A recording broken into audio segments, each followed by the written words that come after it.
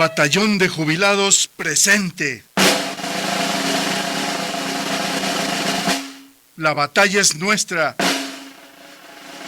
Súmense a la lucha y comencemos la revolución de las canas. Por el derecho y la justicia del trabajador.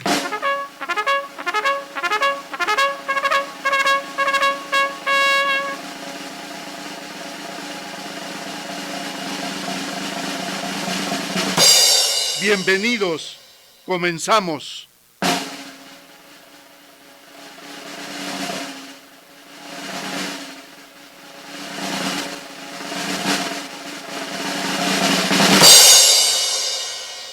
La revolución de las canas. La revolución de las canas. ¿Qué tal? ¿Cómo están? ¿Cómo les va?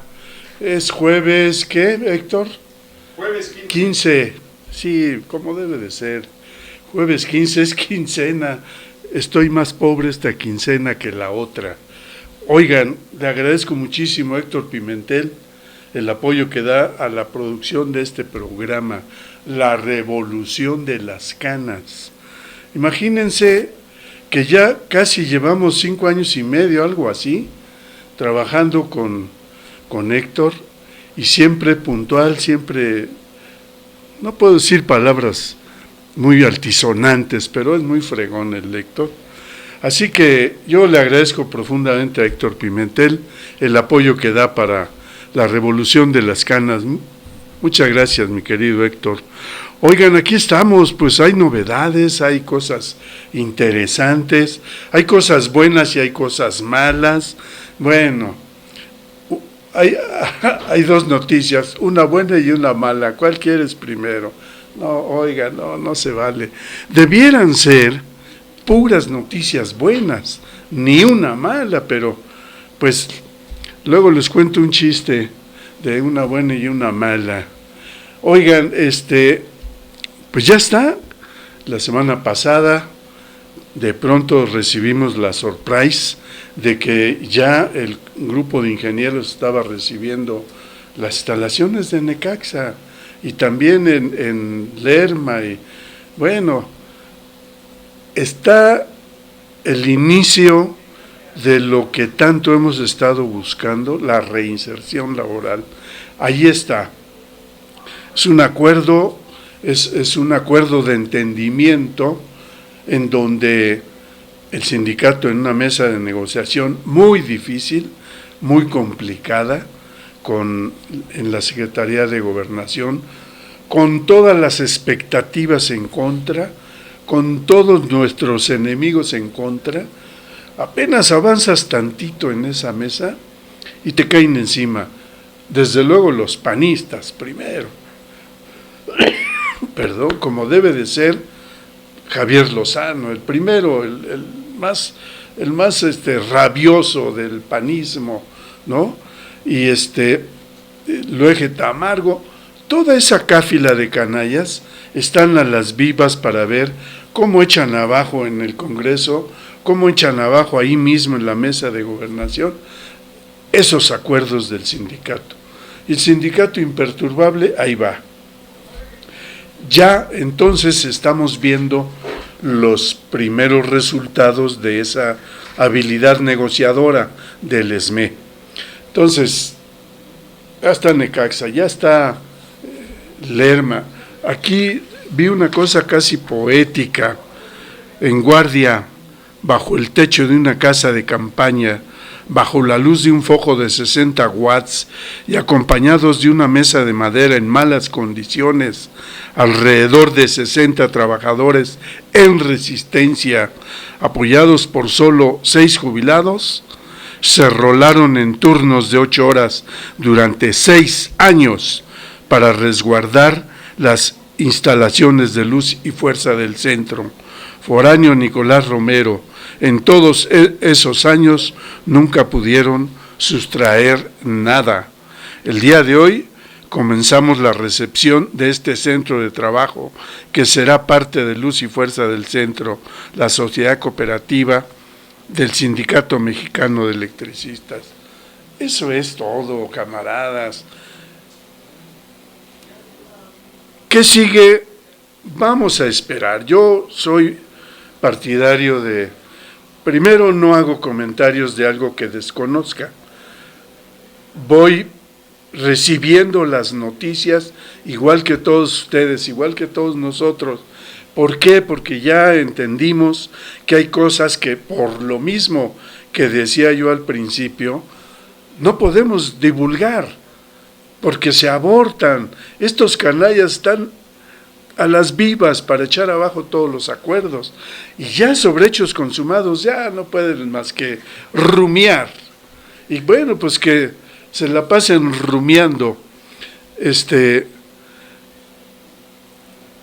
Yo creo, y me da mucha satisfacción decirlo, yo creo que el sindicato tomó la mejor decisión hace 6 años, de manera pacífica, de manera legal, resistir un golpe que fue muy premeditado, un golpe muy planeado, muy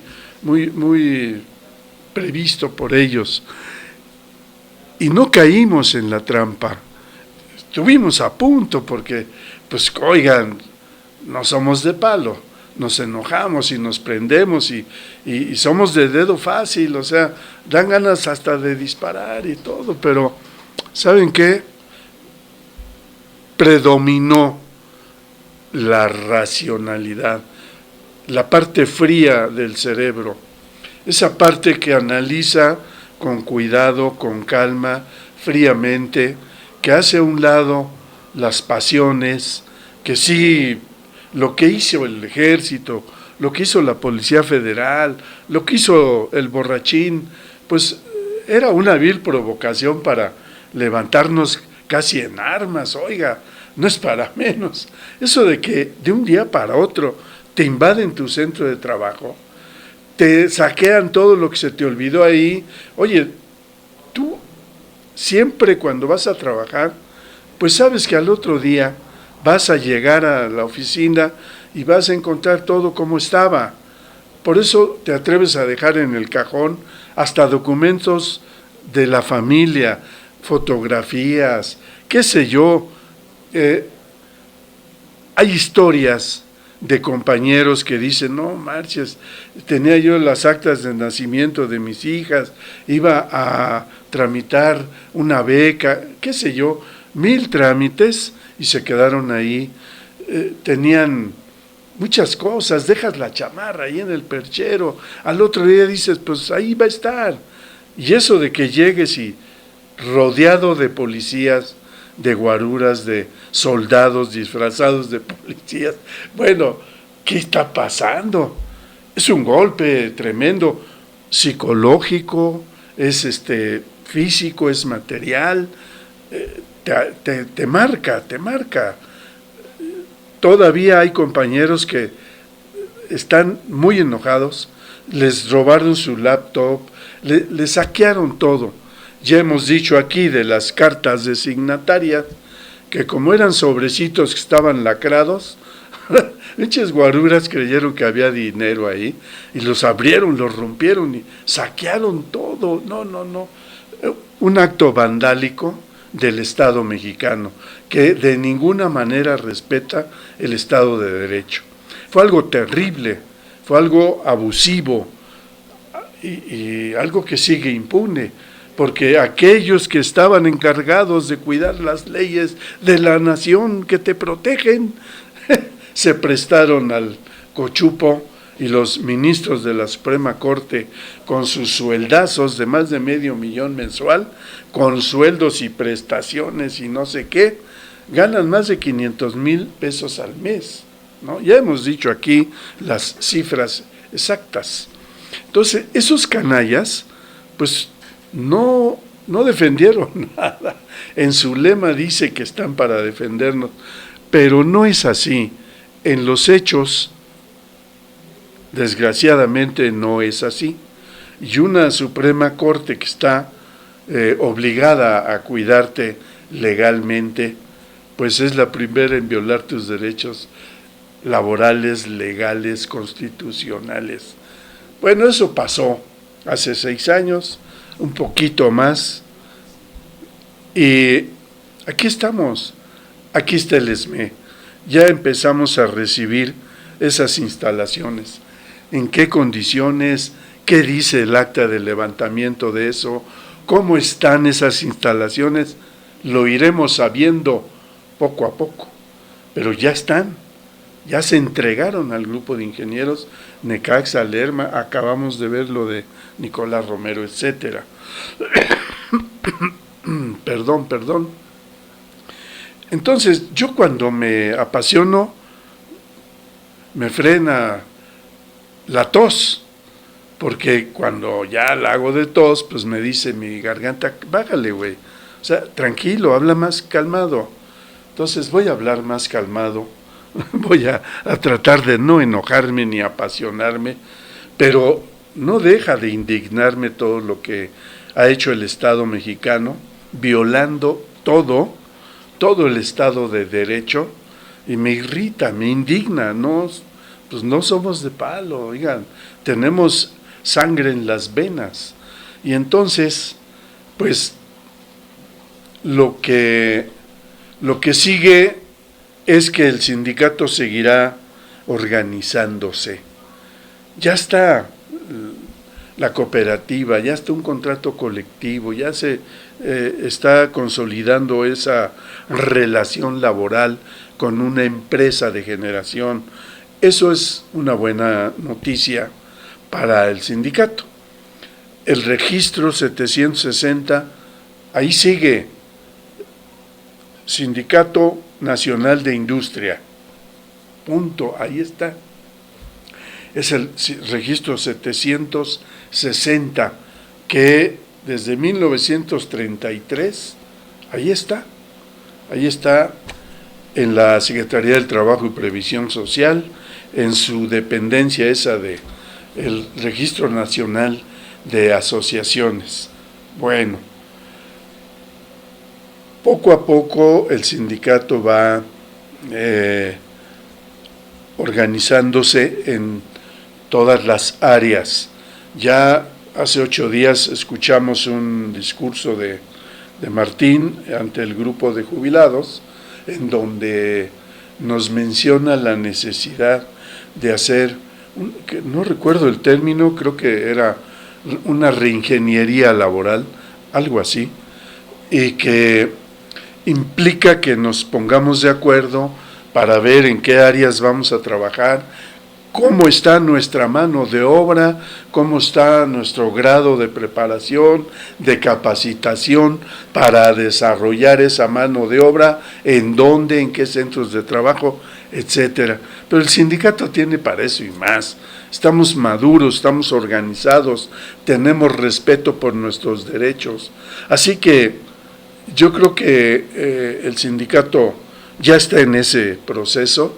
Mis respetos, me pongo de pie ante la Comisión de Trabajo, que ha hecho un papel fundamental en estos 6 años de resistencia. La Comisión de Trabajo es el gozne, es esa columna vertebral del sindicato, está entre la base y el comité central, están al tanto de qué está haciendo el comité central y qué está haciendo la base acá abajo, y están interactuando para arriba y para abajo. Es una comisión de trabajo que en estas circunstancias, mis respetos, han mantenido una red de comunicación con toda su base, y de un día para otro son capaces de convocar a todo su escalafón, y ahí lo vemos en las marchas, lo vemos en las asambleas, lo vemos en los mítines. Ahí está la base de todos los escalafones, y la Comisión de Trabajo, de manera discreta, ha estado operando muchos aspectos que sin esa operatividad de la Comisión de Trabajo, les puedo garantizar que el comité no hubiera podido solo hacer eso. Y qué bueno que hay esa coordinación entre la Comisión de Trabajo, el Comité Central y la base amplia del sindicato. Ese es el SME, niños, eso somos.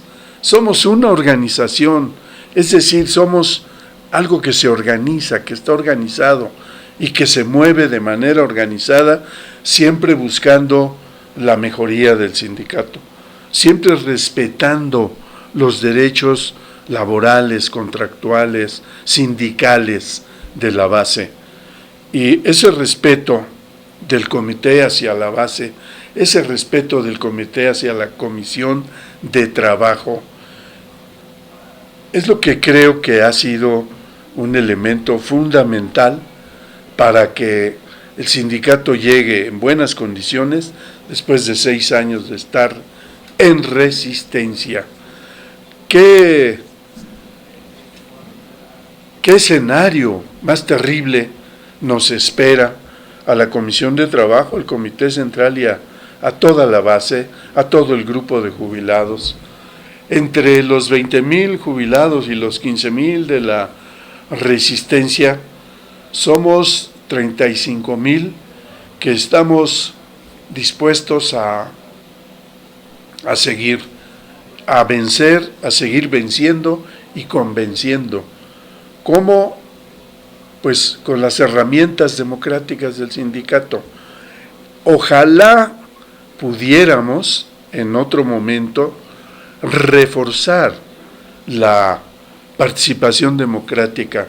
Entendemos que hay cosas que solamente se pueden manejar, pues digamos, del Comité Central hacia la plenaria de la Comisión de Trabajo, y que la base de los escalafones, pues confiando en su representación, estamos esperando que nos informen, etcétera, y a partir de ahí, cuando haya asamblea general, poder participar. Esa es la idea. Poco a poco se tiene que ir consolidando eso y volver a los viejos tiempos de cuando, a la menor provocación, convocábamos a una asamblea departamental y ahí discutíamos de todo y salíamos unificados, unos a favor, otros en contra, y había la disidencia, etcétera, etcétera, pero al final cada escalafón salía fortalecido de su asamblea departamental, de su asamblea seccional. Siempre el sindicato ha sido así. Hoy, a lo mejor por las condiciones actuales, pues es difícil que pueda volver a hacerse eso así, de esa manera. Pero yo tengo la confianza plena en que el propio Comité Central y la Comisión de Trabajo pugnarán para que vuelvan aquellos tiempos imborrables de el debate departamental, el debate en la Asamblea General. Bueno, olvídense, ahora va a haber la Asamblea de Presupuesto. En otros tiempos, una Asamblea de Presupuesto era algo genial, porque subíamos al micrófono a cuestionar cualquier rengloncito que juzgábamos que estaba no muy transparente por parte del secretario tesorero, y le caíamos encima, y el secretario tesorero aguantaba, aclaraba, la asamblea aprobaba y punto, y el sindicato salía fortalecido y con su presupuesto aprobado, y vámonos de frente. Hoy va a haber esa asamblea. Hoy es una asamblea presupuestal que por estatuto cada año se hace en estas fechas de octubre. Es una asamblea presupuestal, obviamente en condiciones totalmente diferentes a las que se han dado antes de. Entonces, debemos tener paciencia, debemos también confiar en que el Comité Central, el secretario tesorero, pues dé un buen informe sin lugar a dudas, y que si hay estas se resuelvan de manera fraternal, sin pleitos, sin broncas, y sin que por el hecho de pedir alguna aclaración te tachen de enemigo del sindicato. Ojalá salga bien esa asamblea y todas las demás que vengan de cualquier índole. Esa es la aspiración democrática del ESME, y yo creo que no tardaremos en tener pronto otra vez aquella actividad de política democrática sindical, con todo el respeto del mundo, con toda la tolerancia del mundo y con la institucionalidad y respeto del estatuto del mundo. Así que el sindicato hoy se enfrenta a una situación muy difícil, muy difícil, porque el país está en crisis económica, crisis social, crisis de toda índole, crisis de credibilidad. Oigan, hay unas encuestas que dicen que los jóvenes de entre 15 y 20 años de edad no creen en... Obviamente, pues se lo han ganado a pulso los señores del gobierno. No creen en el gobierno, en las instituciones, etcétera. Es una encuesta muy interesante que es una alerta, es una alarma que debe poner a los del gobierno a reflexionar profundamente, porque si una juventud no cree en sus instituciones gubernamentales, pues cuidado, esas instituciones pueden pues no tener una estabilidad gubernamental pacífica y tranquila, va a haber inestabilidad gubernamental si no atienden esas cuestiones. Porque, oiga, si la juventud no cree en los adultos, ¿qué sigue? La juventud va a decir, bueno, pues con permiso, yo pienso diferente y pues dame chance, viejo, dame chance de tomar decisiones yo. O aplíquense y cámbienle, escúchennos y aplíquense a seguir la lógica de la democracia, de tal manera que el sindicato, mientras va resolviendo poco a poco su problemática, van surgiendo paralelamente una serie de circunstancias que igual puede venir una inestabilidad social, una estabilidad donde el gobierno no controle, porque miren, se está acumulando una serie de faltas, de una serie de injusticias, y con mucha impunidad no se resuelven. Está lo de Tlatlaya, lo de Tanhuato, está lo de Apatzingán, está lo de, desde luego, lo de Ayotzinapa. Entonces, hay muchas cuestiones que se están acumulando. Está lo de los yaquis, la tribu yaqui, que está defendiendo su territorio, sus recursos naturales. En fin, está el magisterio democrático que defiende su derecho a que la reforma educativa sea no una reforma laboral disfrazada de educativa, y que se apliquen verdaderamente los derechos del magisterio. En fin, se va acumulando todo eso.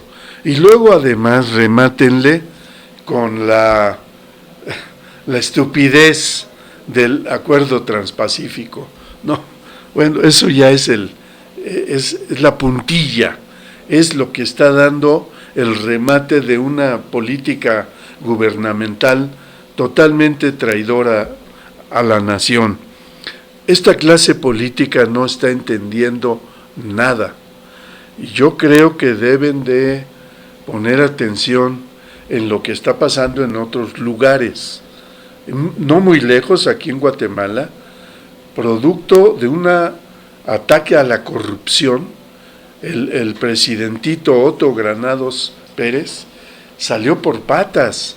La sociedad se organizó y empezaron por defender sus derechos humanos, pero más allá están defendiendo muchas otras cosas. Aquí en México lo de los derechos humanos está chulada, nada más ni nada menos. Hace 8 días hablábamos del Said Rad al-Hussein, ¿verdad? Que vino acá como por parte de la ONU, el comisionado, el alto comisionado de las Naciones Unidas en la cuestión de los derechos humanos, y quedó muy claro que en México no se respetan los derechos humanos. Vean cómo patéticamente todavía está lo que pasó en 74 con, Radilla. ¿Qué pasa con la familia de Radilla? Ya la Comisión Interamericana de Derechos Humanos dictaminó que el Estado mexicano apoye, pida dé una explicación, etcétera, y repare el daño. Y siguen sin hacer caso de eso. Es decir, es una impunidad tremenda por todos lados. Y pues a mí me parece que pronto va a lo que el gurú de la Revolución de las Ganas ha estado vaticinando para este 2015, se va acercando cada vez más y ya no tarda, no tarda. Yo quisiera equivocarme, y que dijeran, qué mal gurú eres, güey, no le atinaste, te falló tu diagnóstico y tu pronóstico, no pasó nada. Yo quisiera que equivocarme, pero pues no creo. Se está acumulando mucha ira social, porque son demasiados espacios, demasiados terrenos donde el gobierno está fallando a todo lo que da. Una bola de engaños. Y bueno, y además el ejército diciendo, no te metas conmigo, güey.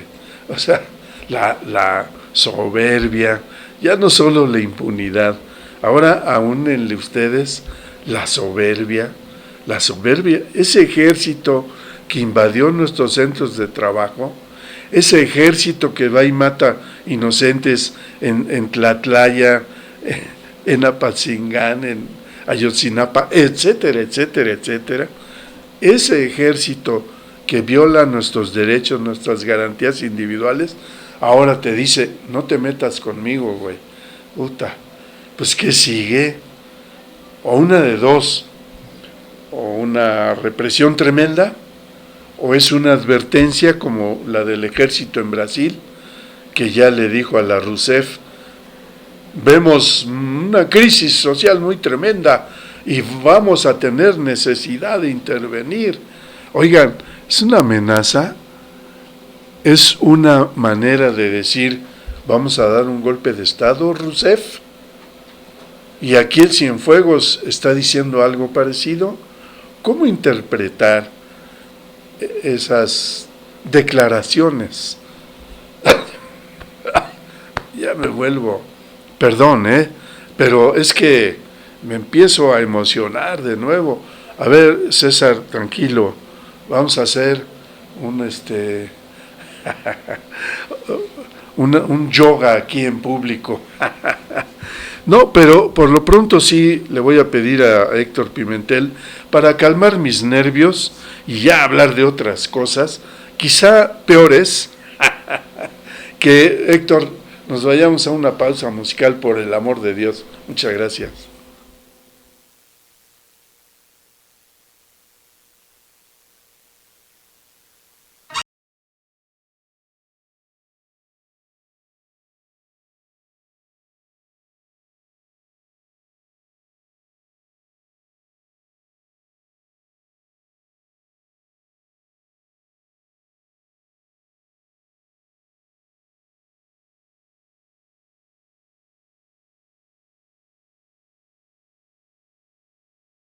programa que aborda los tópicos de los jubilados, que informa sobre sus derechos adquiridos, que defiende su espacio vital dentro de la sociedad.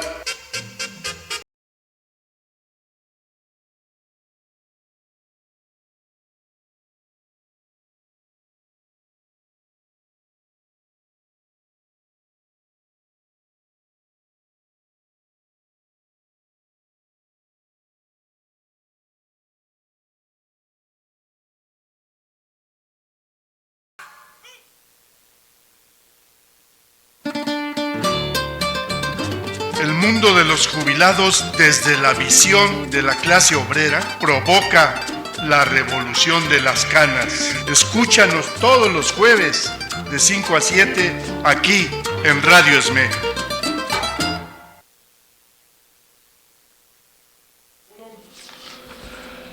Oye, muchas gracias, Héctor. No, sí me hacía falta una agüita aquí, lubricar el asunto y además calmarme porque ya estuvo suave.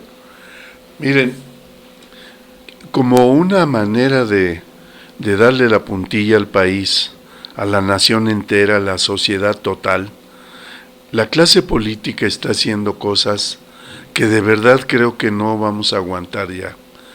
Y si las aguantamos, pues entonces va a tener la razón histórica la clase política.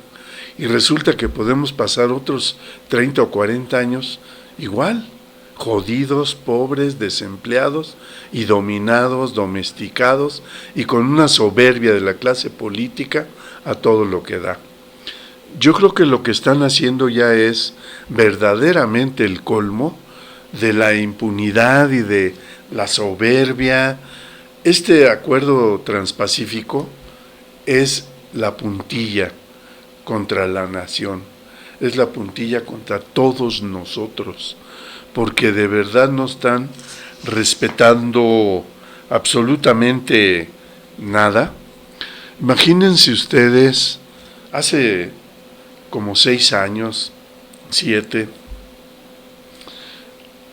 ya saben cómo se las gasta la clase política, la clase económica, el capitalismo en general.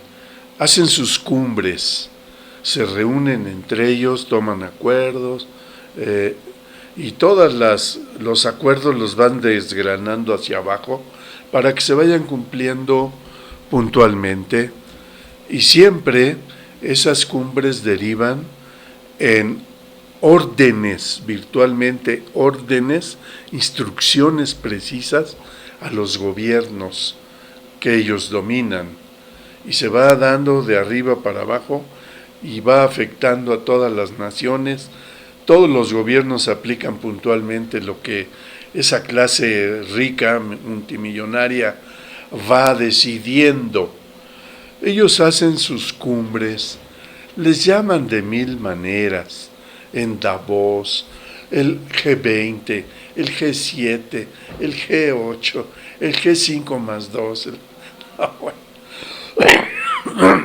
pero todos esos disque grupos, ¿no? Que sí son grupos, el G20, el grupo de 20, son 20 canallas archi recontra millonarios, y ya gobiernan a los gobiernos de 20 países, y a eso le llaman el G20, pero siempre hay la tendencia a una pequeña minoría que es la que toma las decisiones más tremendas, ¿no? Y dentro de esa pequeña minoría, pues está Estados Unidos, que es la potencia, es el imperio, es el que concentra todo el poder militar y económico en el planeta. Y de ahí viene desgranándose todo, pues ya le dan chance a China, Japón, etcétera, ¿no? Pero imagínense ustedes cómo Estados Unidos se mueve y dice, bueno, a ver, ¿qué está pasando? Ellos tienen el planeta así con alfileres y van viendo en cada continente cómo está el asunto. Y le van poniendo alfilercitos de colores. Si es verde, pues es que todo va muy bien. Si es rojo, pues cuidado, es como a ver qué está pasando ahí. Y hace mucho, 6, 7 años, los analistas de Estados Unidos empezaron a ver cómo ese gigante aparentemente dormido que es China, empezó a despegar económicamente de una manera tremenda. Y dije, caray. Entonces, pues viendo que algunos pequeños países, muy pequeños del continente asiático, estaban analizando qué hacer, Malasia, Vietnam, Brunei, Japón, Singapur, etcétera, empezaron a ver cómo ese gigante chino estaba creciendo y dijeron, bueno, pues aquí está, de aquí somos, podemos hacer un frente para que pues nos den chance, que compren todo lo que exportamos, todo lo que hacemos aquí, bla, bla, bla. Y entonces Estados Unidos dijo, a ver, de acuerdo con los alfilercitos, vamos a hacer una cumbre por allá. Y empezaron a juntar a los gobiernos de Japón, de Singapur, de Brunei, de Nueva Zelanda, hasta de Australia, y empezaron a ver cómo hacer un tratado de libre comercio por allá, y le llamaron Acuerdo Transpacífico. Y entonces ese Acuerdo Transpacífico, de lo que se trata es de que hagamos todo, nosotros, pequeños, ustedes y yo, les dijo Estados Unidos. Y entonces empezaron a hacer ese tratado, ese Acuerdo Transpacífico, de una manera que facilitara a Estados Unidos todo, absolutamente todo en el terreno de lo financiero, lo comercial, etcétera. Y entonces ese Acuerdo Transpacífico, aparentemente de esos países todavía sin Estados Unidos, pero había un tipo que es muy siniestro, pero ahí está, y es el ministro encargado, ministro de Comercio, Michael Froman, que es el de Estados Unidos, que está dirigiendo ahora a todo lo que da el Acuerdo Transpacífico. El que lo dirigió y lo sigue dirigiendo y lo dirigirá es ese güey, Michael Froman. No se les olvide ese apellido. No es como el economista Freeman. No, esa es otra cosa.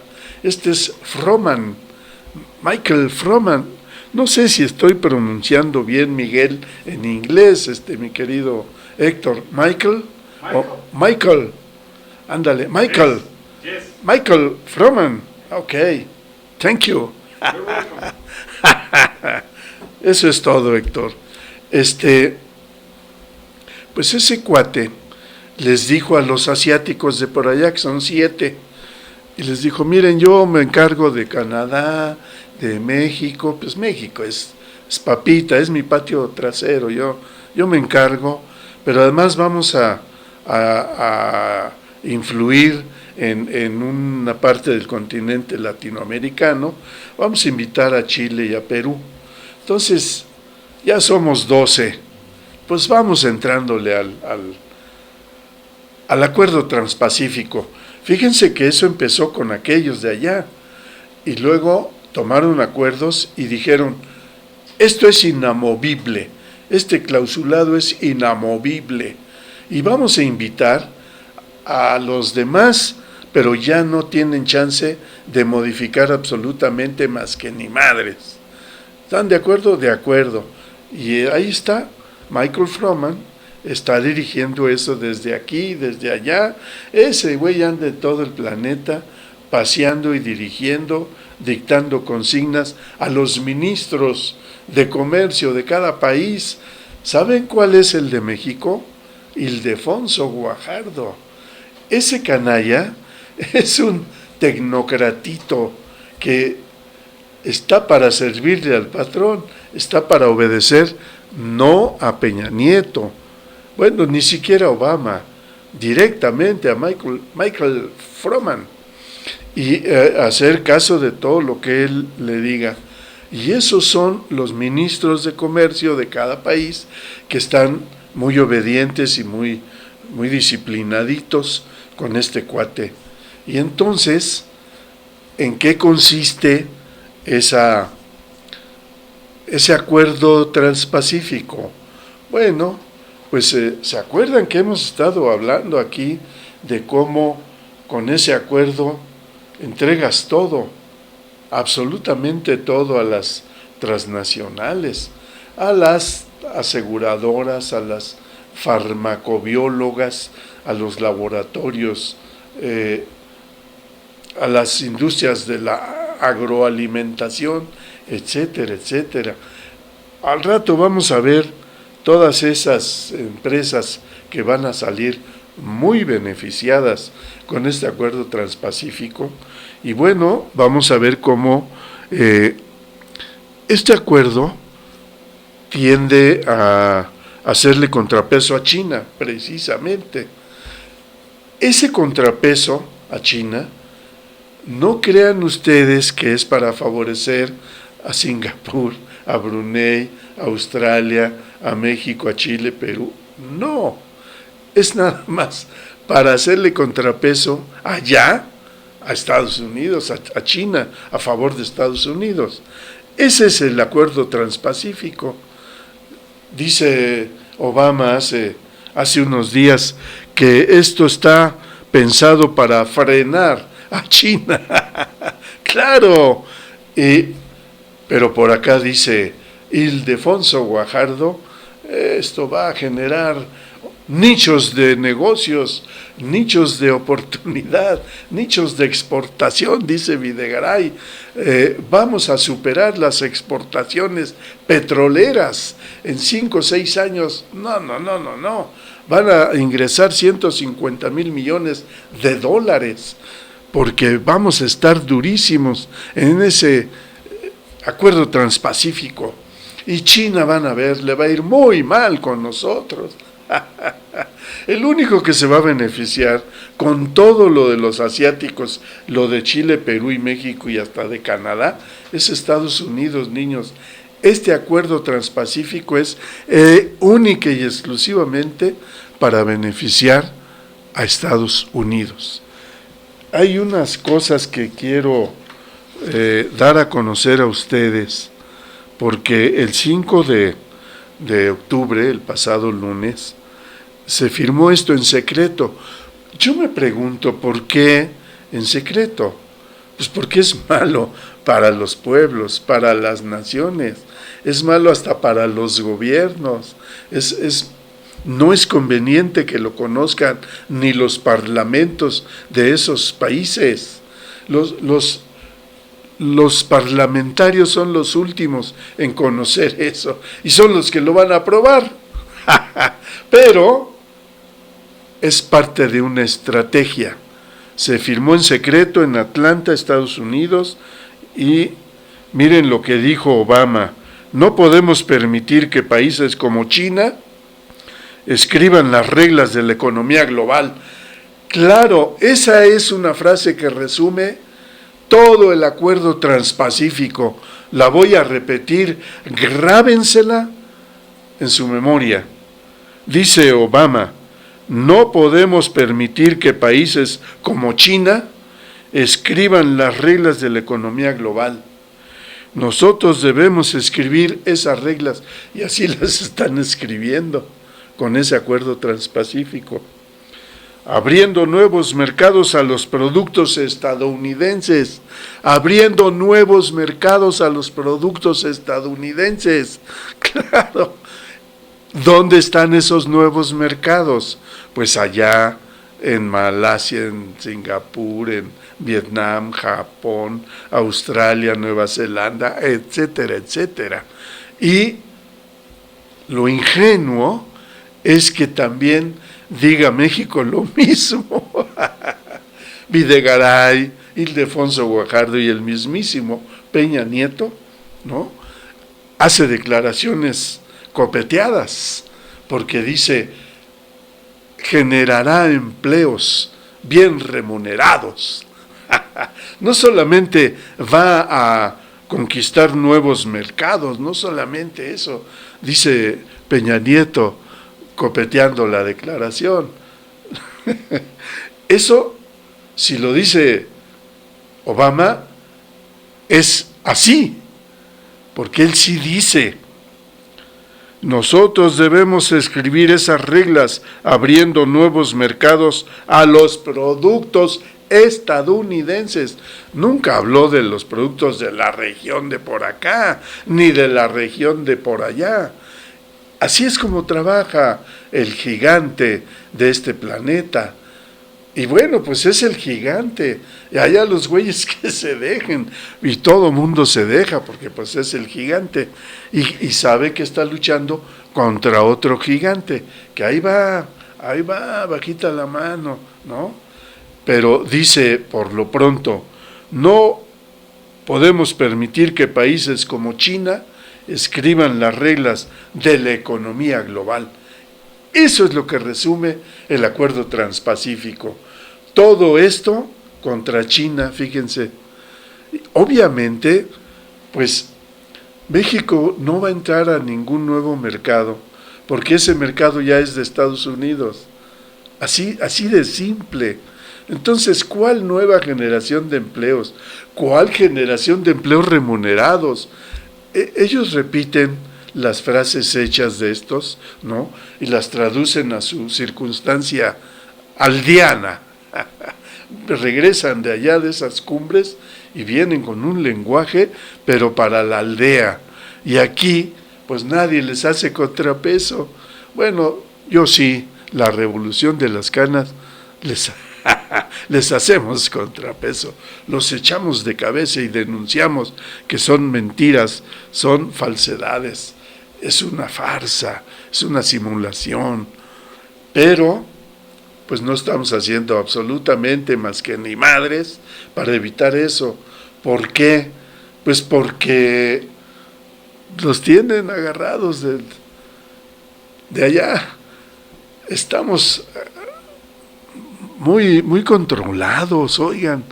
Sin embargo, a pesar de todo eso, la revolución de las canas vaticina que algo va a pasar.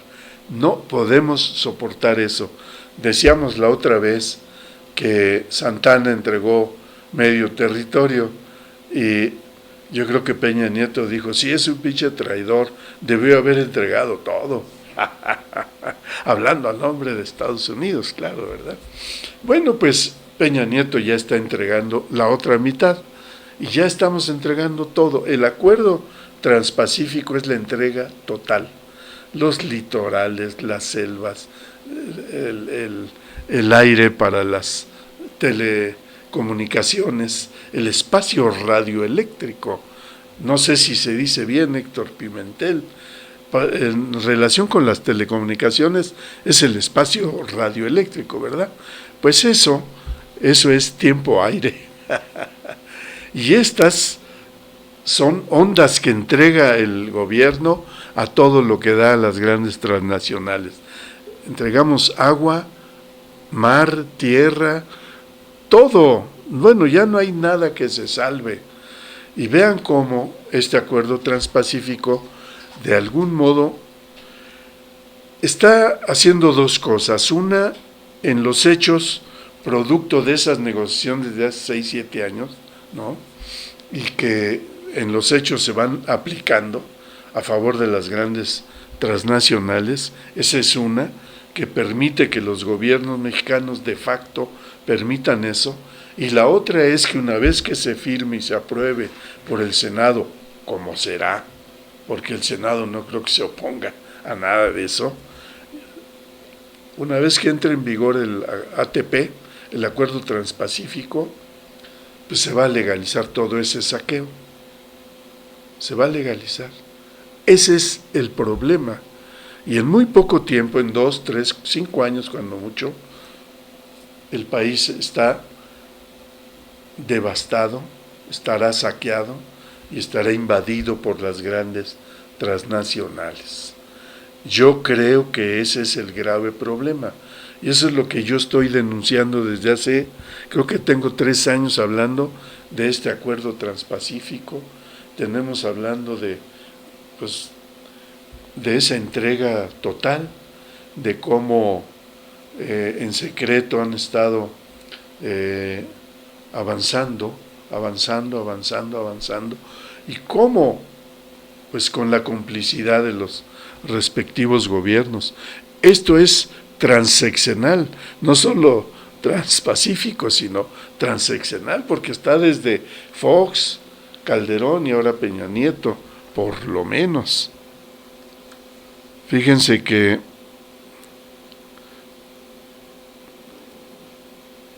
en medio de secretos firman Estados Unidos y 11 países acuerdo transpacífico. Se congratula Peña Nieto del pacto comercial, pues traerá inversiones y empleo bien remunerado. ¡Qué horror! ¡Qué horror! Estamos... bueno, miren, mejor allá adentro, en Estados Unidos, la Hillary Clinton, con más visión que Obama, y para convencer al Congreso de que apruebe eso, la Clinton dijo, pues no estoy totalmente de acuerdo. Lo poco que conozco de ese acuerdo transpacífico, me parece que pues no es completo, porque hay que asegurarnos de que las patentes de nuestras grandes transnacionales estén aseguradas, que toda la medicina de patentes sea la que se comercie aquí, allá y acullá.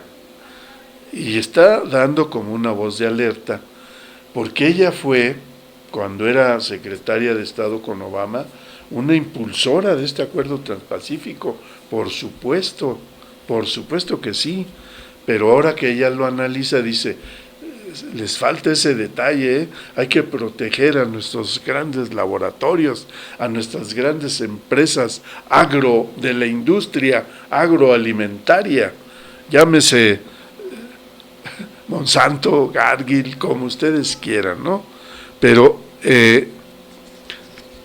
creo que ella está con más visión, está viendo algo que Obama o no quiso hacer ruido o no quiso alertar a esos otros 11 países para que firmaran, y se guardó esa información, pero yo creo que se pusieron de acuerdo y la Clinton dice, no güey, falta esto otro, pues ahora que el Congreso lo apruebe, ¿no? Y así está. Hay una parte que usan como argumento para convencer.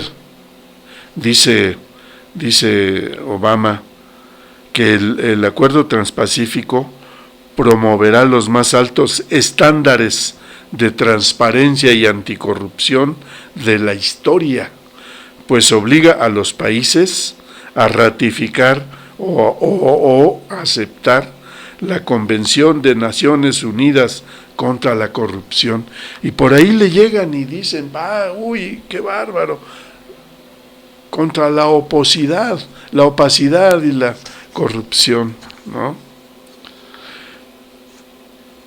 Dice aquí la nota esta, que es un pacto controvertido porque este acuerdo transpacífico ha sido motivo de controversia debido a lo secreto de las negociaciones que se han realizado en los últimos 5 años y la amenaza percibida por una parte de grupos de interés, desde los trabajadores de la industria automotriz en México a las granjas productoras de leche en Canadá. ¿Es cierto esto? Porque justamente es lo que dice la Clinton. Aquí se está peleando un derecho intelectual, un derecho de autor. Ese problema de las patentes es fundamental para los Estados Unidos y su libre comercio. Entonces, aquí por último dice, el acuerdo todavía debe ser aprobado por el Congreso de Estados Unidos, donde existe fuerte oposición. El presidente Barack Obama debe aguardar 90 días después del acuerdo para firmar el pacto y solo entonces el Congreso empezará a debatirlo. Así que eso es por un lado, y por otro México dice que logró los balances adecuados en los temas sensibles para la industria del país durante las negociaciones de Acuerdo Estratégico Transpacífico de Asociación Económica, que concluyeron este lunes en Atlanta, el lunes 5 de octubre, niños. Aseveró el titular de la Secretaría de Economía, ¿quién creen? Ildefonso Guajardo Villarreal. Este muchachito tecnocratito junior de los Chicago Boys, que está muy interesado en que esto ya se firme y se apruebe. Él está feliz porque dice que es una gran cosa, pero ya vimos que, y lo veremos, lo hemos visto, ¿cuánto tiempo tiene el Tratado de Libre Comercio? Desde 94 hasta ahora son 21 años, si mal no recuerdo, si Pitágoras no estaba loco. 21 años de un acuerdo que no ha generado ni empleos ni bien remunerados, ha generado un gran desempleo, ha generado una pobreza tremenda, cada día hay más pobres, cada día hay más desempleo y el poco empleo que hay es precario, es decir, dura poco y está mal pagado. Entonces, pues, ¿cómo se atreven a hacer este tipo de declaraciones los ildefonsos? Pues porque no hay un contrapeso, no hay nada que los haga ni siquiera reflexionar, siguen al pie de la letra el libreto gringo y lo repiten, ya nada más les falta decirlo en inglés, pero son las mismas frases que aquí no quedan, allá sí, porque pues, ellos son los poderosos, pero acá no les queda eso.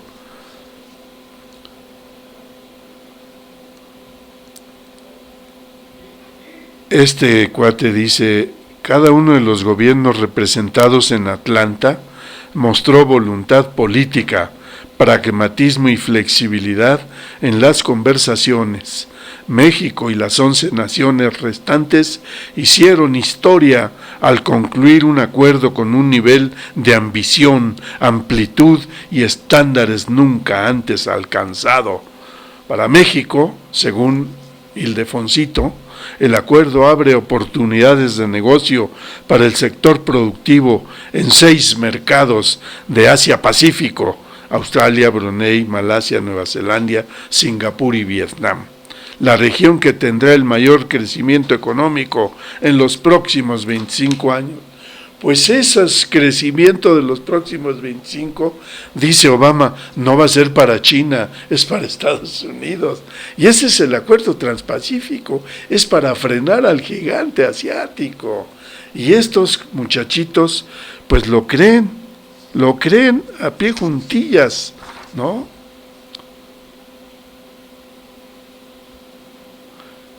Dice aquí, hay un reportero de La Jornada que a mí me llena, es muy analítico, es muy eficiente, Roberto González Amador, siempre está haciendo reportajes muy oportunos, muy profundos, y él no puede quedarse atrás en el análisis de este acuerdo.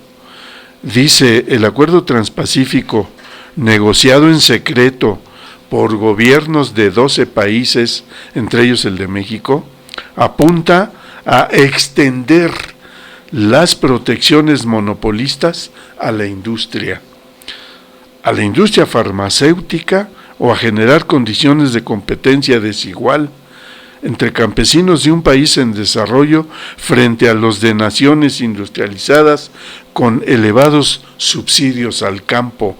Desconocemos todo lo que se negoció, dijo Alejandro Salcedo, presidente de la Asociación Latinoamericana de la Pequeña y Mediana Empresa, ALPYME, sector que genera 9 de cada 10 empleos en el país.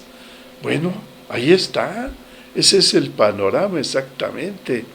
Y González Amador pesca muy bien esas declaraciones, sabe resumir muy bien. Este acuerdo apunta a extender las protecciones monopolistas a la industria farmacéutica o a generar condiciones de competencia desigual entre campesinos de un país en desarrollo, como nosotros, frente a los de naciones industrializadas con elevados subsidios al campo. Es que aquí tenemos al campesino abandonado, hostigado, privatizado, olvidado, abandonado, y en cambio allá en Estados Unidos está subsidiado el campesino de allá. Es una competencia desigual, por supuesto, ¿no? Este acuerdo significa, por esa razón, un trato de iguales a quienes son desiguales. Somete a un trato de iguales a quienes son desiguales y favorece solamente a los poderosos. Esa es una frase que me gustó mucho, que la dijo Héctor de la Cueva, nuestro amigo. Un saludo a Héctor de la Cueva, miembro del Centro de Acción Laboral y Asesoría Sindical y de la Red Mexicana de Acción frente al libre comercio. Eso dijo Héctor de la Cueva: el acuerdo significa someter a un trato de iguales a quienes son desiguales. Ese es un buen resumen del ATP. El campo mexicano está devastado y en esa condición van a poner en práctica reglas más rígidas de propiedad intelectual. Ojo con ese término, la propiedad intelectual. Ahí está el universo de las patentes y ahí está el poder de las grandes industrias farmacéuticas o de la industria agroalimentaria. Entonces, las compañías que producen las semillas genéticamente modificadas se asumen dueñas de ese maíz. Nadie más puede usar las semillas sin comprárselas. Claro, ese es el asunto. Y ahí me parece que se hizo un mal acuerdo en contra de nuestros campesinos y nuestros pequeños y medianos empresarios. El pequeño industrial, el pequeño empresario en México está condenado a es un sector en extinción. El acuerdo transpacífico acabará con ese sector. Un acuerdo como el Acuerdo Transpacífico puede ser visto como una versión más amplia del Tratado de Libre Comercio de América del Norte, que entró en vigor en 94 entre México, Estados Unidos y Canadá. Esos acuerdos implican someter a los países a regulaciones internacionales que están por encima de las leyes locales en temas como la protección de inversiones, lo que significa que una empresa puede demandar a un país, no a otra empresa. Una empresa puede demandar a un país si, por ejemplo, rechaza una inversión contaminante, como ya ocurrió en México con Metalclad, que demandó al gobierno mexicano al amparo del TLC cuando fue prohibida la construcción de un vertedero de desechos tóxicos y pues perdió el país, ganó la transnacional. Ese es el problema. Para Alejandro Salcedo, presidente de esta asociación latinoamericana de pequeños productores, la firma por el gobierno de un acuerdo de liberalización comercial sobre el que la industria no tuvo información genera incertidumbre a la planta productiva. Con este gobierno no se nos consulta nada. Una mayor apertura bajo reglas similares a las del Tratado de Libre Comercio tendrá una afectación en ramas industriales como las relacionadas con la metálica o con la producción de básicos, consideró. Al no conocerse el acuerdo negociado por el gobierno, la industria nacional no tuvo forma de hacer saber sus puntos de vista o preocupaciones. No conocemos nada de un tratado que va a influir en varios sectores, lo que pone en situación de total indefensión a la industria mexicana, apuntó Salcedo. Hay un subtítulo que da risa, ¿no? Nuevos mercados para productos estadounidenses. Pues ese es el resumen. Todo el Tratado de Libre Comercio es nuevos mercados, pero para los gringos, no para nuestros pequeños y medianos industriales.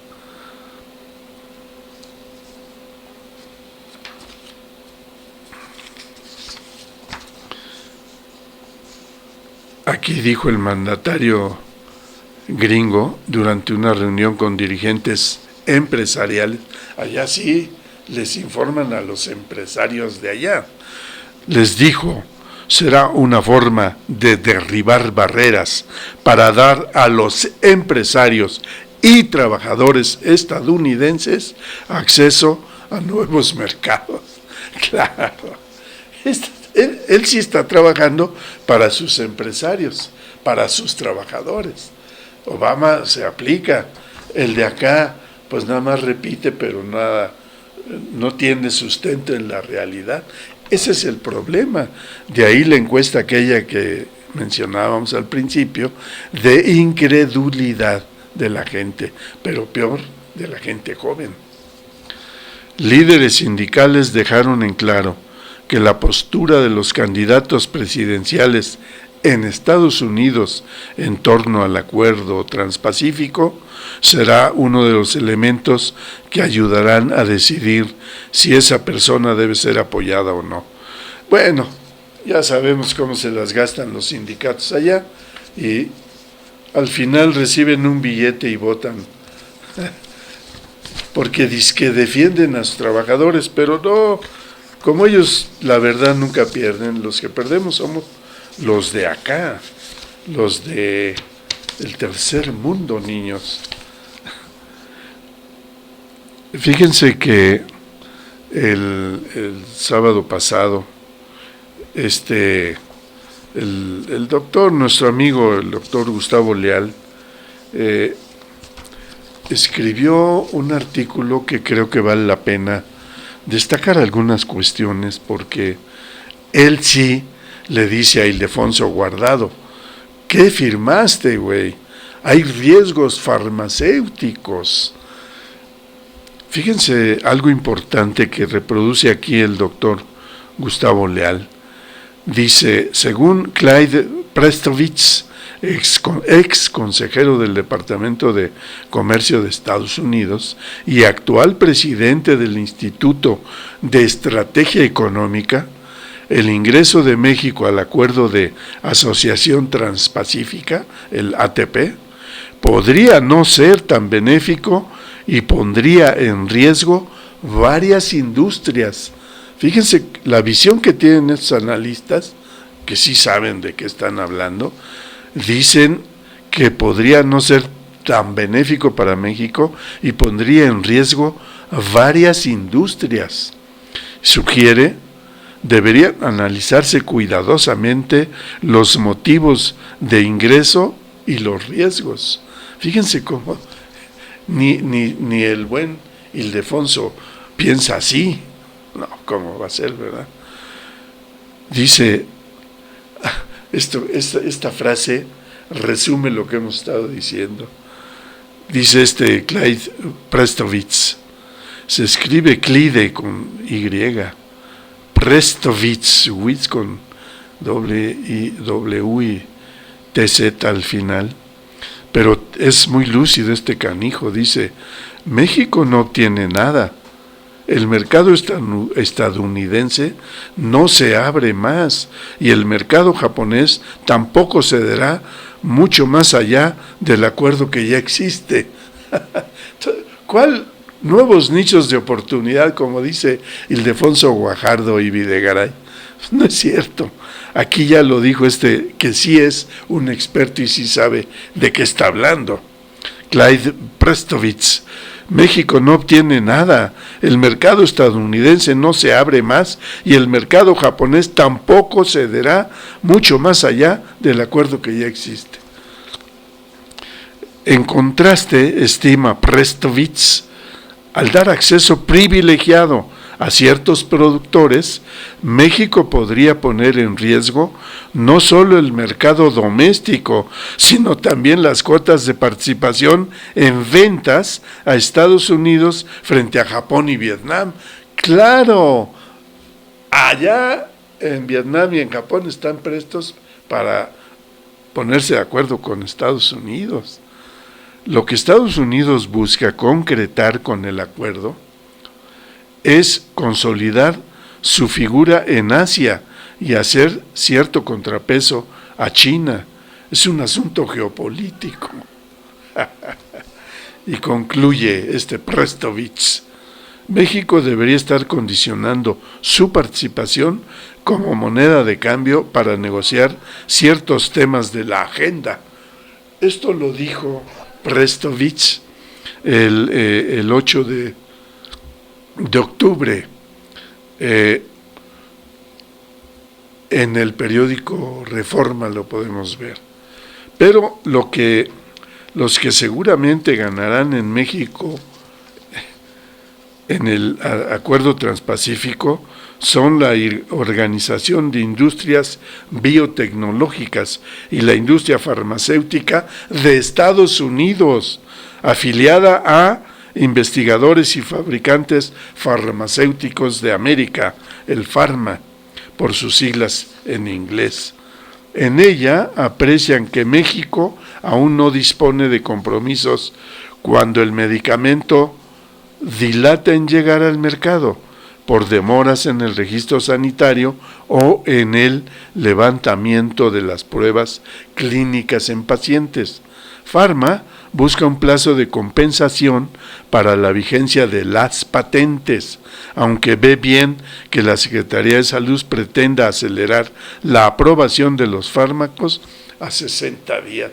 Pues claro, no, bueno, todo está hecho para beneficiar a aquellos y para joder a México, Para la CEPAL, esta Comisión Económica para América Latina y el Caribe, en el panorama de la inserción internacional de América Latina y el Caribe 2014, el asentamiento de laboratorios de investigación y desarrollo de industrias farmacéuticas en México es un negocio muy exitoso. La inversión ha crecido a una tasa promedio anual de casi 15% durante la primera década del siglo. Solo en 2011 invirtieron 2,000 millones de dólares y en 2012 2,500 millones, mientras sus ventas sumaron 14,000 millones en 2012. Pues claro, es que para ellos México sí es un nicho de oportunidad y de negocio, de ganancia total a cambio de nada, porque ni siquiera regulamos nada. Somos un país barco. Bueno,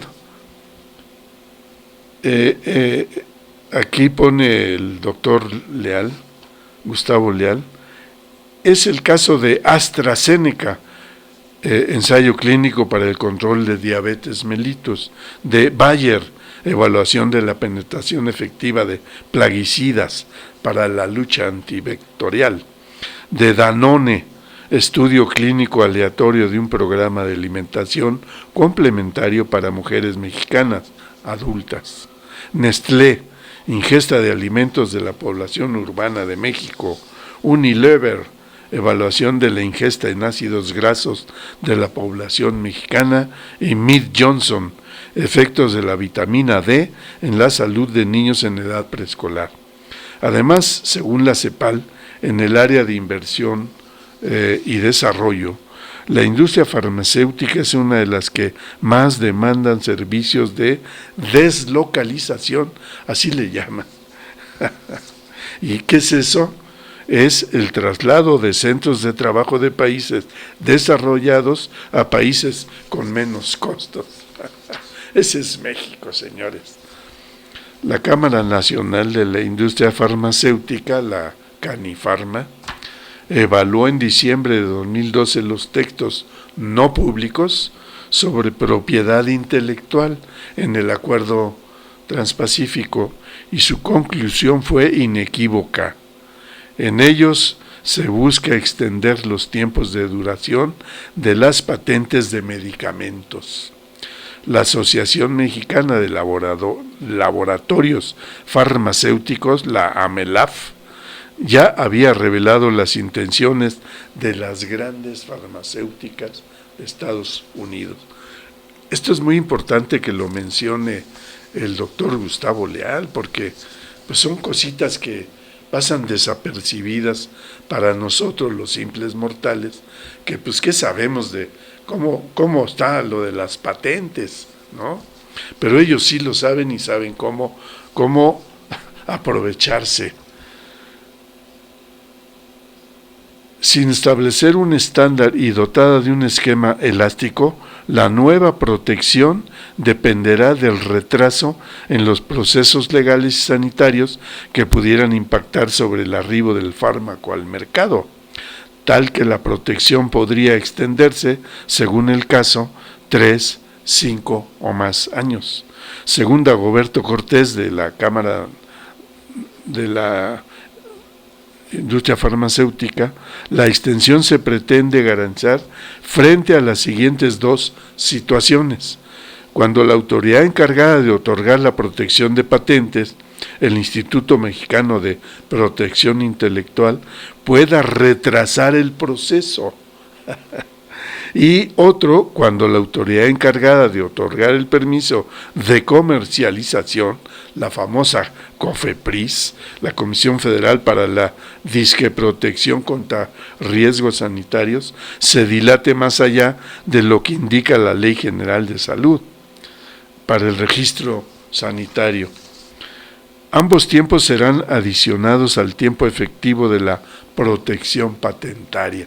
Es decir, nuestras instituciones trabajando a favor, en beneficio exclusivo de las grandes empresas de la industria farmacéutica y agroalimentaria, para que sus patentes, entre más tiempo estén protegidas, ya no hay manera de comprar genéricos o similares, tenemos que comprar lo de las patentes, y estos son los que van a vender y caro.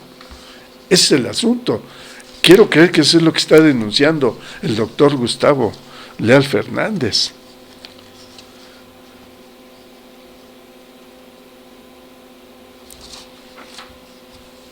Si hicieran bien su trabajo ya no se extendería las patentes, ¿no?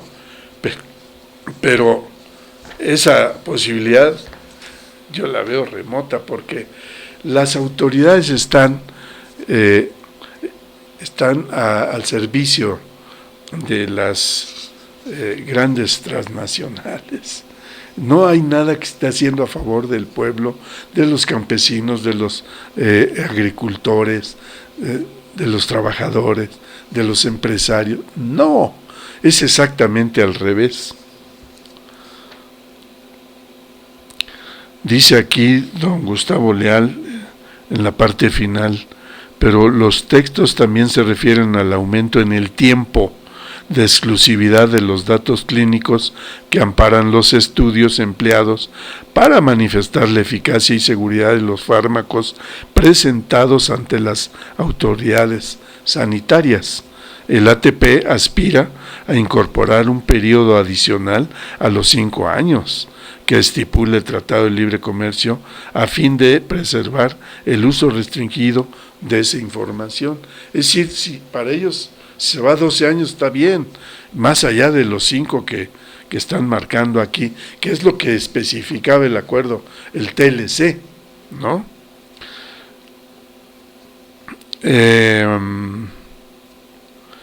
Esta medida podría impactar sobre el arribo de los genéricos al mercado, toda vez que los fabricantes se sirven de esta información para avivar el proceso de investigación. En diciembre de 2014, Michael Arriola, el güey de la COFEPRIS, informó que en 2 años aumentó 40% la emisión de certificados para exportación de productos mexicanos. Y desde el Consejo Coordinador Empresarial, Gerardo Gutiérrez Candiani agregó que para las empresas ha significado un ahorro de 2,000 millones de pesos en gastos administrativos. Para la industria, estas mejoras desplazan la balanza hacia las ventas exteriores, aunque el 90% de los insumos y los medicamentos que se consumen internamente se compren afuera. Eso es todo. ¿Quién gana con los riesgos del ATP? No los pacientes que pagan los medicamentos, ni el IMSS ni el ISSSTE, que constituye el principal comprador público. ¿Qué firmó Guajardo? Lo que sigue es que rinda cuentas y el debate nacional anule lo que sin consulta y en opacidad se atrevió a firmar. Pero dime cuándo va a echarse para atrás esto. Esto era antes del 5 de octubre, Gustavo Leal. Ya se firmó y ya dijo el brillantísimo Ildefonso Guajardo Villarreal, dijo, generará nichos de negocios y generará empleos bien remunerados. Por eso firmó eso y no se va a echar para atrás. ¿Quién lo va a echar para atrás? Pues ahí.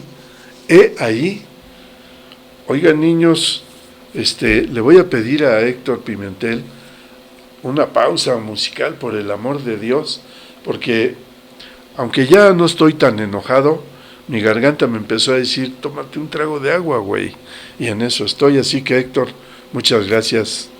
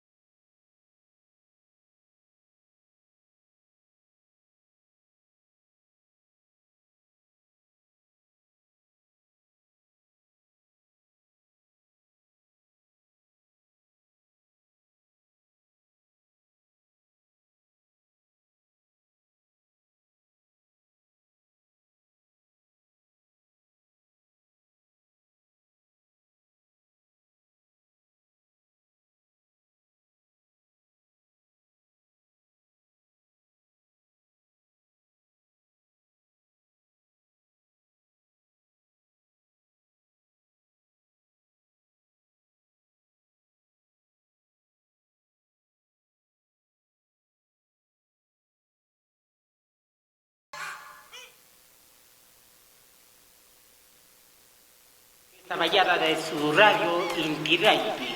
Allí ya chukaliyachu walakyachu mereya kasekichis.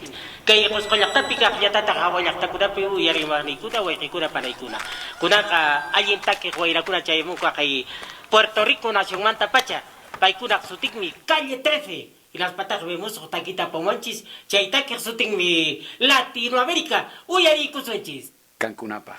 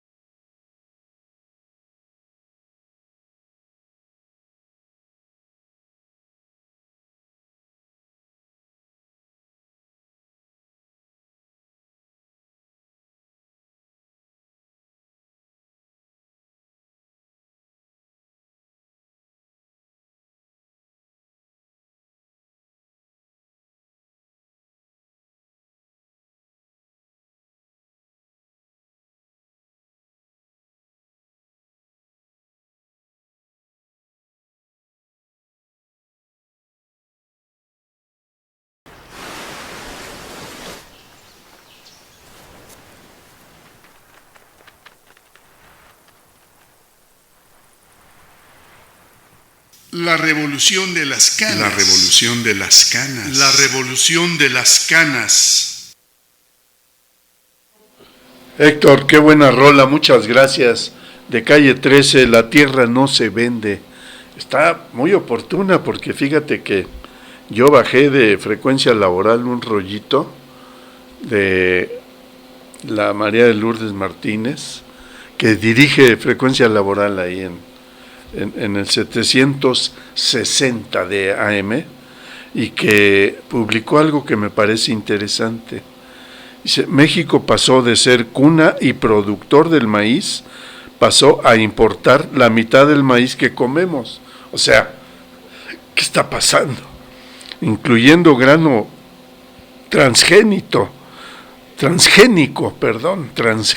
que están usando en la producción del principal alimento en el país, la tortilla. Fíjate, esto a partir de enero del 2008, fecha en que se liberó el mercado del maíz, azúcar y leche en polvo. Actualmente la mitad de los productos agropecuarios que comemos se compran en el extranjero, situación que vulnera la soberanía alimentaria. Fíjate qué dato, estos son datos muy tremendos. De cada 10 pesos que se destinaron a los programas para la producción del campo, 7 pesos fueron destinados a grandes transnacionales. Estas son las que se van a beneficiar del Acuerdo Transpacífico. Transnacionales como Bimbo, Gamesa, Maseca, Bachoco, Gruma, Archer Daniels Midland, comercializadora de granos Petron y Cargill, etcétera. Entonces, eso es lo que pasa cuando los de la clase política tienen intereses ante las transnacionales. Las grandes transnacionales sueltan billetes, sobornan y pues no le cuesta ningún trabajo a la clase política mexicana dejarse sobornar. De eso piden su limosna.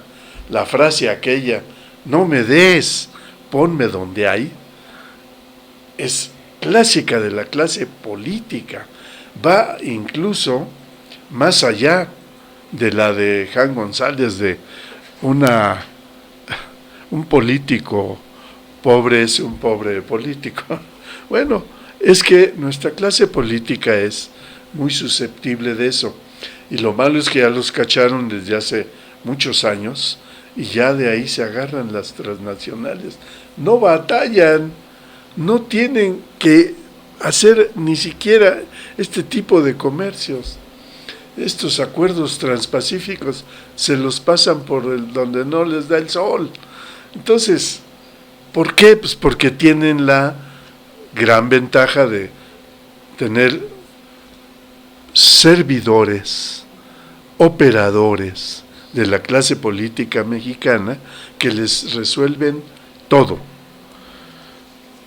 Mientras que el 80% de los ejidatarios, comuneros y pequeños propietarios no cuentan con ninguna clase de apoyo para la producción, señaló el exdiputado federal Sebastián de la Rosa Peláez, de acuerdo a un estudio que él realizó. También hay discriminación para los estados más pobres de México, y son algunos estados del norte del país, y las grandes agroempresas acaparan el presupuesto al campo. Ese es el problema, la clase política al servicio de Maseca, Bimbo, etcétera, ¿no? Esa política ha convertido México en el segundo importador mundial de granos básicos, encareciendo el precio de esos alimentos al consumidor por especulación de los importadores en complicidad con las autoridades federales, lo cual ha provocado que en los últimos 40 años el consumo de tortillas se haya reducido de 15 kilos por persona anualmente a 10 kilos, de acuerdo a otro estudio que realizó el diputado federal por el Partido del Trabajo, José Humberto Vera. Es decir, estamos ante una clase política mediocre, mendaz, rapaz, ¿no? Muy mezquina, a la que le anda valiendo madre el pueblo, el campesino, el obrero, las señoras, los señores, los niños, los estudiantes, los adultos mayores. Les vale madre. Ellos no están para ayudarnos, no están para dirigir el país a nuestro favor, en beneficio nuestro, no. Es para llenarse el bolsillo de billete verde, y cumplirle fielmente al extranjero. Eso, lamentablemente, es algo que ahí está tan arraigado que yo veo muy difícil que podamos echar fuera eso si pacíficamente no lo contemplo. Eso tiene que ser algo muy drástico, un movimiento social que de verdad simbre a estos canallas y ya, o sea, ya basta de estar con cochupos sirviendo mezquinamente a las transnacionales. Aquí hay una parte que quiero destacar. Desde el 2009, diversas organizaciones celebran el 29 de septiembre el Día Nacional del Maíz, en la que proponen superar la dependencia alimentaria, el hambre, la desnutrición y obesidad y el cambio climático con la agricultura campesina, por lo cual también se oponen a los transgénicos y al proyecto de la transnacional Monsanto, la cual pretende imponer la siembra de maíz exclusivamente con semillas de transgénicos. Bueno, ante lo cual realizaron una campaña para el consumo de los alimentos frescos que producen campesinos de México, compra en mercado y tianguis directos, locales, no en las cadenas de supermercados, consumir tortillas de masa y defender al maíz nativo. Eso es lo que hay que hacer, defender nuestra soberanía alimentaria. Y pues necesitamos muchos Marios Lunas que defiendan sus recursos naturales, su agua, su campo, el clima, etcétera. Muchos que lamentablemente los dejamos solos y los meten a la cárcel. Oigan, Mario Luna duró 1 año 11 días en prisión injustamente. Jamás le comprobaron nada, pero fue por orden, por instrucción de un maldito gobernador que estaba haciendo su acueducto acá y allá y que hizo 1000 satrapías, ¿no? Aquí está un poco lo que decía la Clinton, ya lo comenté, ya no pierdo tiempo en eso y voy a decir más bien otra cosa porque me interesa destacar que estas cosas ya las dijimos, ya no. Mejor prefiero hablar de Mario Luna. Dice, además de la extracción de 63 millones de metros cúbicos de agua del río Yaqui para llevarlos a Hermosillo a través del acueducto Independencia, a pesar de que en junio del año pasado la Suprema Corte de Justicia de la Nación ordenó al exgobernador de Sonora, Guillermo Padres, suspender la obra, la tribu Yaqui afronta ahora los avances para la construcción del gasoducto Agua Prieta a cargo de Sempra. No puede ser. Ante este embate contra nuestro territorio y recursos naturales, no descansaremos para defenderlos. Estamos ante la indefensión jurídica, pues la Secretaría de Medio Ambiente y Recursos Naturales y la Comisión Nacional del Agua se han convertido en los principales promotores de los megaproyectos contra los pueblos indígenas, asentó Mario Luna, originario del pueblo de Bicam y quien estuvo en prisión 1 año y 11 días por manifestarse en contra de dicho acueducto. ratificado como secretario de la tribu yaqui y representante común de esta ante organismos nacionales e internacionales para defender los recursos naturales de ella. Luna agradeció a intelectuales, artistas, agrupaciones defensoras de derechos humanos y a la población que presionó a las autoridades para que fuera liberado. Ambición de empresarios es un subtítulo. Mi detención y la de Fernando Jiménez Gutiérrez no fue un hecho aislado, es resultado de la ambición de los empresarios por apropiarse de los recursos naturales del pueblo yaqui, acusó Luna. Aseguró que junto con Tomás Rojo y Fernando Jiménez Gutiérrez redefinirán la estrategia de defensa del recurso natural. Refirió que en febrero de este año el Instituto Nacional de Antropología e Historia asentó en un documento que el daño es irreparable, pero no se ha actuado para detener la extracción del agua, que se estima alcanzará los 75 millones de metros cúbicos anuales. Oigan, qué barbaridad. Todavía no se ha evaluado el impacto que ha causado llevarse el agua, pero el caudal del río disminuyó. Por la falta de agua dejarán de regarse 8,000 hectáreas de las tierras de la tribu.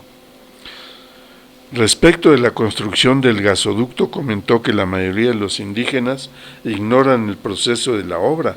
La empresa asegura que llevó a cabo una consulta, pero eso es falso, ya que nadie sabe con certeza cuántos kilómetros abarcará ni por dónde exactamente pasará. Tampoco conocen el monto que ofrece la empresa por ocupar las tierras durante 25 años. Bueno, ya esto es el colmo. Fíjense cómo se está organizando la sociedad. No paramos, no bajamos la guardia, seguimos indignados y nos organizamos. Así como Mario Luna y otros están dando la pelea con el apoyo de la gente, pues así están en el sector salud los trabajadores de base. Los trabajadores del IMSS denuncian la privatización del sector salud. Aquí se resume lo que está pasando en el sector salud. Diversos colectivos de trabajadores activos y jubilados del Instituto Mexicano del Seguro Social denunciaron que la privatización del sector salud está en marcha, en un proceso que pretende eliminar la responsabilidad del Estado de brindar seguridad social a la población, convirtiendo a la salud en una mera mercancía, en beneficio directo de la iniciativa privada. La creciente subrogación y subcontratación de múltiples servicios, incluyendo los análisis clínicos e incluso la atención de pacientes con determinadas enfermedades, que se da con la complicidad del sindicato, es solo una de las múltiples pruebas de este proceso que se inició en gobiernos anteriores, pero que la administración de Enrique Peña Nieto ha acelerado. En conferencia de prensa, en vísperas del Congreso Nacional del Sindicato de Trabajadores del Seguro Social, que ya se realizó el viernes pasado, en la ciudad de Monterrey, en Nuevo León, acusaron la abierta complicidad con la que actúa la dirigencia sindical, encabezada por el secretario general y diputado priista Manuel Vallejo Barragán, quien de manera ilegal se ha impuesto al frente del gremio con una férrea política de hostigamiento, castigo y persecución contra trabajadores disidentes. Integrantes de los colectivos de resistencia IMSS, Unidad por la Seguridad Social, profesionales IMSS, Coordinadora de Seguridad Social, Yo Soy IMSS y del Frente Nacional de Trabajadores y Jubilados del IMSS, anunciaron una serie de movilizaciones para este viernes que pasó. En los planes está realizar a las 10 horas una manifestación frente a las oficinas centrales del instituto sobre el Paseo de la Reforma, mientras que a las 16 horas se prevé una marcha del Monumento a la Revolución hacia las mismas oficinas de Reforma. Es decir, la base no para. Ahí está el Movimiento Nacional en Defensa de la Seguridad Social, el MONDES-DH, derechohabientes, pero aparte están estos otros grupos, colectivos de resistencia IMSS, Unidad por la Seguridad Social, profesionales IMSS, Coordinadora de Seguridad Social, Yo Soy IMSS y del Frente Nacional de Trabajadores y Jubilados del IMSS. Entonces,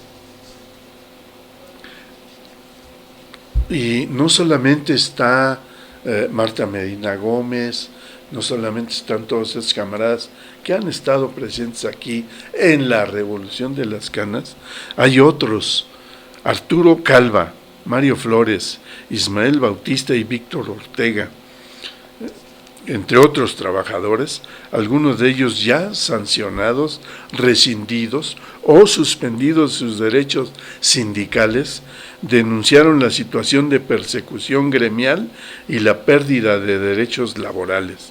Sin embargo, advirtieron que lo realmente preocupante es el desmantelamiento del sistema de salud y de la seguridad social en el país. Eso es lo que está pasando en México y pues en eso estamos. Oye, Héctor, ¿cuánto tiempo llevamos ya? Ya va a empezar la asamblea aquí abajo, ya nos vamos.